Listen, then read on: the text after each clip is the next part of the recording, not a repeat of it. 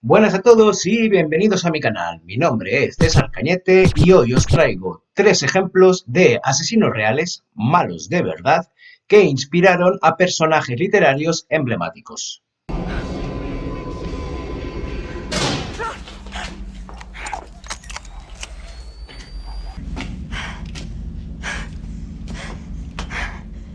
Para mí, uno de los ingredientes indispensables de una buena novela, además de sus personajes, su trama o su estructura, cosas que la hagan rezumar calidad, es la verosimilitud.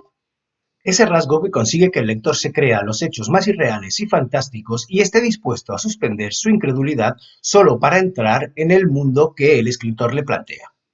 Como las mejores mentiras, la ficción tiene que tener su buena dosis de verdad. De esta manera, los autores copian, roban o plagian de la realidad aquello que necesitan para dar forma a sus historias.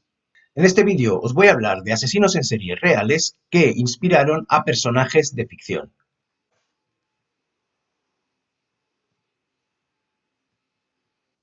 Edward Gain era un inofensivo manitas y granjero solitario en un pequeño pueblecito de Wisconsin, en Estados Unidos, en la década de los 50. Vivía solo desde la muerte de su madre en una destartalada granja a las afueras del pequeño pueblecito. Tuvo una infancia difícil entre el alcoholismo de su padre y el fundamentalismo religioso de su madre, que le produjeron una desconexión de la realidad tan grande y una dependencia tan profunda hacia la figura de su madre que cuando ésta murió, dejándolo solo, le dio por irse a profanar tumbas.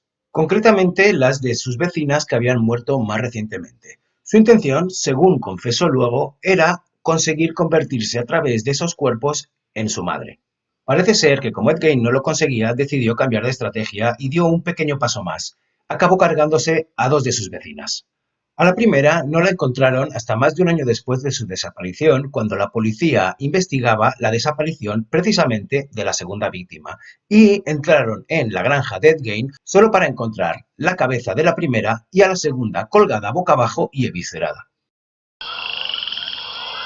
La casa de Ed Gein era un auténtico vertedero. Vivía auténticamente en la inmundicia, no solo porque conviviese con los cadáveres, los huesos, las cabezas en forma de tazón que se había hecho con los cadáveres que había profanado, o una bolsa llena de narices y orejas, sino porque también había ido acumulando toda la basura desde la muerte de su madre. La única habitación que permanecía intacta y que limpiaba regularmente era la habitación que había dejado desocupada su madre al morir. A Ed Gein le metieron en la cárcel por el resto de su vida. Sin embargo, no le juzgaron porque le consideraron que no era apto. Estaba demasiado loco. El impacto que tuvo este asesino en serie fue brutal y es casi la piedra de toque que todo asesino en serie de ficción debe tener en cuenta. Un ejemplo directo e inspiración total de Ed Gein lo encontramos en el Norman Bates de la novela Psicosis de Robert Bloch, que llevó al cine Alfred Hitchcock en 1960. Como os mencionaba antes, Ed Gein confesó que hacía lo que hacía porque quería volver a encontrar el referente que había perdido, es decir, su madre. Norman Bates, sin embargo, a pesar de compartir con Ed Gein una posición de víctima y de dependencia total en la relación abusiva con su madre, ha desarrollado una doble personalidad. De las dos mitades, una de ellas, la que ocupa la personalidad de su madre, es la que es una verdadera amenaza y la que se dedica a matar a todas aquellas chicas que acaban yendo al motel porque piensan que son una amenaza para su hijo. Y todo eso en el mismo cuerpo. ¿Qué pasa? ¿Qué pasa? ¿Qué quieres? Dennis Rader era pastor de su iglesia luterana en Wichita cuando la policía lo detuvo y puso fin a más de 30 años de vida activa como asesino en serie. Se le conocía como BTK por sus siglas en inglés: Bind, Torture and Kill, atar, torturar y matar, con las que firmaba sus poemas, sus dibujos y sus cartas y los enviaba a la prensa y a la policía. Empezó su carrera criminal con los asesinatos de 4 de los 5 miembros de la familia Otero en los años 70. 2 de esas víctimas, 2 de esos miembros, eran niños de 9 y 11 años. Y terminó hacia finales de 2004 o 2005 cuando la policía lo detuvo después de que hubiese matado a 10 personas y de varios periodos de inactividad, cuando se le ocurrió enviar un floppy disk con una de sus cartas. ¿Qué sucedió? que no tenía ni idea de que existían los metadatos. Así que la policía, cuando vio que el creador de ese archivo era un tal Dennis de una iglesia luterana, fue a investigar. No tuvo ningún reparo en confesar y ahora está en la cárcel de por vida con no sé cuántas cadenas perpetuas. Dennis Rader, a pesar de permanecer activo y matando durante 30 años con ciertos periodos de inactividad, pudo compaginar esa vida con el matrimonio y con la paternidad. Cuando le detuvieron, su mujer y sus hijas no daban crédito a que aquel amantísimo padre y esposo hubiese sido también un asesino sádico y sanguinario. Por el contrario, la gente no daba crédito a que tanto su mujer como sus hijas no hubiesen sospechado ni por un segundo que estaban conviviendo durante tanto tiempo con un asesino en serie tan conocido y tan brutal como lo fue BTK. Y esta convivencia y la posibilidad de que un asesino pase desapercibido incluso en la vida más íntima como lo es la familiar es la premisa que utiliza Stephen King en su novela corta Un buen matrimonio, que podréis encontrar en el libro Todo oscuro sin estrellas. En ella, King explora a través de los ojos de la esposa el descubrimiento de que tu marido, la persona con la que has convivido durante tanto tiempo y con la que incluso has tenido hijos, no sea la persona que crees, o que, además de ser la persona que crees, sea un asesino sanguinario. En ese sentido, es muy interesante lo que plantea. El miedo, la culpa, el ¿podrías haber hecho algo en caso de haberlo descubierto y evitar más muertes?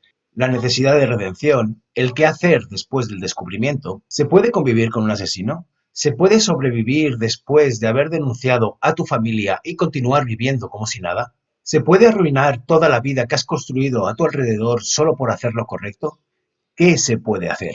Esta es una de esas novelas cortas de Stephen King que no necesita de ningún elemento fantástico para llegar a altas cotas de terror psicológico, además de ofrecer un retrato de personajes profundo y eficaz. Si queréis, tenéis la versión cinematográfica que, aunque no es muy conocida, está disponible. Se llama, por supuesto, Un buen matrimonio.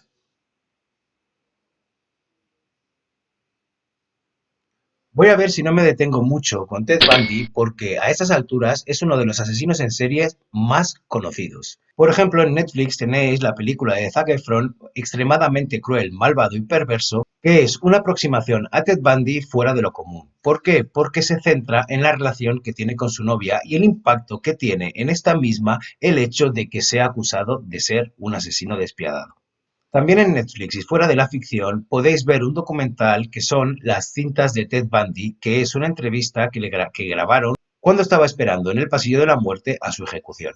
Solo diré que aunque le confirmaron 36 asesinatos, se sospecha que hubo muchísimos más, que consiguió escaparse en 2 ocasiones y que negó ser un asesino durante muchos años, y solo con la inminencia de su ejecución decidió confesar intentando conmutar su sentencia si decía dónde había más cuerpos enterrados. No lo consiguió y pasó por la silla eléctrica en enero de 1989.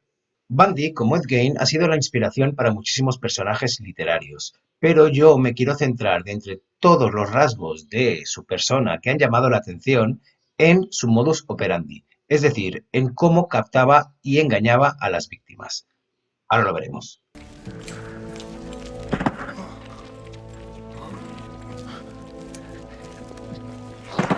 ¿Quiere que le ayude? ¿Lo dice en serio? Claro. Bien, agarre por ahí. ¡Arriba! Ya está. Sí, ya puede dejarlo. Estupendo. Suba a la camioneta y así lo empujaremos hasta el fondo. Y ahora hay que ponerlo al fondo. De acuerdo. ¿Así está bien? Sí, así. Así está bien. Estupendo. Bien. Oiga, ¿no es usted de la talla 14? ¿Cómo? Pues sí, Buffalo Bill, el asesino en serie de la novela de Thomas Harris El silencio de los corderos, utilizaba el mismo método: brazo en cabestrillo y abusar de la amabilidad de la gente. De esta manera, por ejemplo, Ted Bundy logró abducir a 2 víctimas en un lago completamente atestado de gente en un día veraniego sin que nadie se diese cuenta, a pleno sol, a plena vista de todos. También, por ejemplo, el hecho de utilizar el conocimiento de un asesino que está en la cárcel para atrapar a un asesino que está activo es algo que salió de la experiencia de Bundy y que podéis ver, por ejemplo, en series como Mindhunter. Como veis, hasta los hechos más increíbles y extraordinarios tienen su pozo asentado en la realidad. Así es como se cultiva la verosimilitud y cómo se consigue que hasta las historias más descabelladas suspendan la incredulidad del lector y se crea lo que el escritor le está contando. Bueno, y hasta aquí el vídeo de hoy. Espero que os haya gustado y os haya parecido interesante. Hay muchísimos más ejemplos, así que si conocéis alguno, os invito a que lo pongáis en la caja de comentarios. También os invitaré a que si os ha gustado le deis al like y que si queréis saber cuándo publico el próximo vídeo, le deis a la campanita. Por supuesto, que os suscribáis. En cualquier caso, yo voy a seguir haciendo contenido de este estilo. Y mientras tanto, como siempre, os deseo un felicísimo día y os mando un besazo enorme. ¡Mua! ¿Qué pasa? ¿Qué pasa? ¿Qué quieres? ¿Qué pasa? ¿Qué quieres?